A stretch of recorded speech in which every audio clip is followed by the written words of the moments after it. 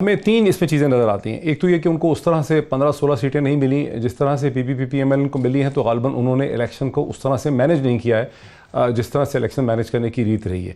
दूसरी वजह ये कि उनका इंप्रेशन लोगों पे ख़राब है, लेकिन चूंकि ये जोग्राफिकली उस तरह से कंटिन्यूस टेरिटरी नहीं है, ये ट्रैवल मुश्किल है, ये लाहौर और रावलपिंडी वाली बात नहीं है, तो यहाँ ज़ाहिर है जो भी इंप्रेशन लोगों का होगा वो फिर मीडिया के ज़रिए होगा, यानी मीडिया के ज़रिए वो पहचानते होंगे कि तहरीक-ए-इंसाफ बाकी मुल्क में उसकी परफॉर्मेंस जो है वो क्या है, क्योंकि तहरीक-ए-इंसाफ ने तो वहाँ पर डायरेक्टली रूल किया ही नहीं गिलगित बल्तिस्तान में, और इससे पहले की जमातों ने बहरहाल वहाँ रूल किया है, लोग उनको जज भी कर सकते हैं। आपका इस पर क्या टेक है? देखिए डॉक्टर साहब, दो चीज़ें हैं। एक चीज़ ये कि अगर आइडिया को वोट पड़ता तो फिर 2013 में वोट पड़ता, क्योंकि उस वक्त की आइडिया बहुत स्ट्रॉन्ग था।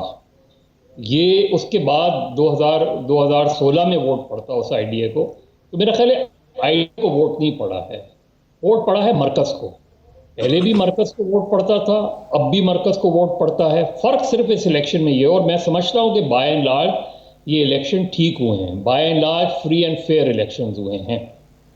वो ठीक है, हो सकता है कि चंद एक नशस्तों पे चीज़ें हुई हों, मैनेज होती हैं, वो हर इलेक्शन में होता है। वो कोई इस तरह की ऐसी बात नहीं है कि जिस पे हम ये कहें कि लार्ज स्केल रिगिंग इलेक्शन हुए हैं, रिजल्ट तब्दील हो गए। मेरा ख्याल है वो दुरुस्त नहीं नज़र आता बज़ाहिर, वरना अगर किसी के पास हैं ऐसे शवाहिद तो बिल्कुल वो सामने लाएं, उसको चैलेंज करें।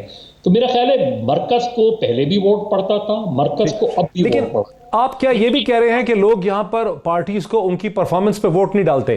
क्योंकि अगर अब जैसे मोहतरमा मरियम नवाज साहिबा वहाँ पे मसलसल कहती रही कि मुझे पता है आपके पास मसाइल हैं, आपके पास स्कूल नहीं है, डिस्पेंसरी नहीं है, हॉस्पिटल नहीं है, हालांकि पिछली हुकूमत भी उनकी अपनी ही जमात की थी, तो क्या फिर ये भी बात वाज़ेह है कि पाकिस्तान में जो लोग वोट डालते हैं किसी भी पार्टी को, वो परफॉर्मेंस उसमें मैटर ही नहीं करती?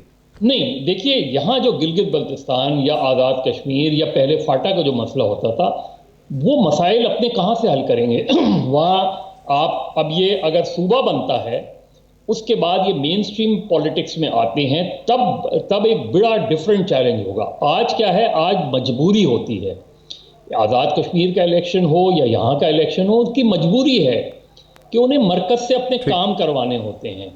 वो उनको एक प्रॉब्लम लाहक है इस चीज़ की, और इसमें उनको ब्लेम नहीं किया जा सकता। लेकिन फ़र्क ये आया है कि इस इलेक्शन में उन्होंने एक तरीके से डिवाइडेड मैंडेट हमें नज़र आता है। हमें पीपल्स पार्टी को भी वोट पड़ता है हुआ नज़र आता है, हमें दीगर जमातों को भी वोट पड़ता हुआ नज़र आता है। हमें PTI की जो फंक्शनिंग रही है बदकिस्मती से वो ये रही है कि उन्होंने खैबर पख्तूनख्वा और पंजाब किसी हद तक, उसके अलावा उन्होंने बाकी जगहों पे अपनी तंजीमी काम जो है बिल्कुल किया ही नहीं। आप अंदरून सिंध चले जाएं, PTI नज़र ही नहीं आती अंदरून सिंध। कराची में उनको 14 सीटें मिली, लेकिन कराची में आप मुजम्मल सवाली साहब, वेरी क्विक क्वेश्चन, अगर PDM की जमातें इकट्ठे होकर ये इलेक्शन लड़ लेती, सोहरावर्दी साहब, अगर वाकई ही वो दर हकीकत इकट्ठे होते और PTI को वाकई डेंट पहुंचाना चाहते, तो फिर तो PPP-PMLN को ये इलेक्शन इकट्ठे होकर लड़ना चाहिए था, और उस सूरत में उनको एक नैरेटिव मिलता बड़ा मजबूत किस्म का तहरीक-ए-इंसाफ के खिलाफ, लेकिन उन्होंने ऐसा भी नहीं किया। नहीं, मेरा नहीं ख्याल उसकी कोई ज़रूरत भी थी। सारी जमातों ने अलग अलग सियासत करनी है और उन्हें अलग अलग ही सियासत करनी चाहिए। PDM तो इस वक्त हालात का तकाजा है ना, कि इस वक्त पाकिस्तान की सियासी जमातें ये फील कर रही हैं कि उनके लिए पॉलिटिकल ब्रीदिंग स्पेस जो है वो बहुत कम कर दी गई है, और PTI ने और एस्टेब्लिशमेंट ने मिलकर उनके लिए एक पॉलिटिकल ब्रीदिंग स्पेस बहुत कम कर दी है। और उस पॉलिटिकल ब्रीदिंग स्पेस को हासिल करने के लिए PDM बनाया गया है। ये कोई इंतखाबी था तो नहीं बनाया गया कि वो प्रेशर बिल्ड करके मिलेगी, काउंटर प्रेशर बिल्ड करके मिलेगी, उनको मिल सकती है। वो ऐसे मिल सकती है कि आज जो है अब नैब की बजाय एंटी करप्शन और FIA के जरिए। ठीक, आप क्या कह रहे हैं? तो बेसिकली ब्रीदिंग स्पेस चाहिए कि आसिफ अली जरदारी और शरीफ खानदान के खिलाफ जो केसेस हैं, उन केसेस से रिलीफ चाहिए, उसको आप ब्रीदिंग स्पेस कह रहे हैं? नहीं, मेरा ख्याल है सियासत करने की जो स्पेस है उसको ब्रीदिंग स्पेस कह रहा हूं मैं। केसेस तो मेरा मतलब है कि अब 2.5 साल हो गए हैं PTI को आए हुए। हम एहतसाब को बहुत करीब से देख रहे हैं कि ऑपोजिशन के केसेस नैब को दिए जाते हैं और जहांगीर तरीन का केस जो है वो FIA को दे दिया जाता है। और जब नैब से बहुत सारे काम नहीं हो रहे तो अब हमने मुल्तान में गफार डोगर को एंटी करप्शन से पकड़ते देखा है, लाहौर ख्वाजा इमरान नजीर को पकड़ते देखा है, और अगले दिन अदलिया का उसके ऊपर रिएक्शन भी देखा है, लोगों को बाहर आते भी देखा है। और एहतसाब का जो पूरा नैरेटिव है वो तो अब 2.5 साल में खुलकर सामने आ गया है कि कितना अच्छा नैरेटिव है। जब सुप्रीम कोर्ट ने कहा है कि एहतसाब अदालतें मजीद बनाई जाएं, तो इमरान खान साहब ने कहा है कि हम मजीद एहतसाब अदालतें आपके कहने के मुताबिक बनाने के लिए तैयार नहीं है। अगर ये गवर्नमेंट एहतसाब के नाम पर ही आई थी तो एहतसाब के लिए कानून और एहतसाब की अदालतें बनाना तो इसकी पहली तरजीह होनी चाहिए थी ना, जो कि हमें पहली तरजीह के तौर पर नजर नहीं आता है। बाकी मैं गिलगित बल्तिस्तान वाले में कहूंगा कि उनको 6 वजीर और 1 स्पीकर गिफ्ट के तौर पे दिया गया, 7 सीटें, 7 विनिंग हॉर्सेस तो गिफ्ट के तौर पे पीटीआई को मिले प्री पोल रिगिंग के तहत कि आप इनको लेकर ये विनिंग हॉर्सेस के साथ अपना मैच शुरू कर लें। 7 सीटें तो वो लेकर चले थे और उन 7 सीटों से आगे उन्होंने गिनती शुरू करनी थी। तो आप खुद देख लें कि पीटीआई ने अपनी कितनी सीटें जीती हैं और विनिंग हॉर्सेस जो उन्हें गिफ्ट के तौर पे प्री पोल रिगिंग में मिले थे उनसे कितनी सीटें जीती हैं।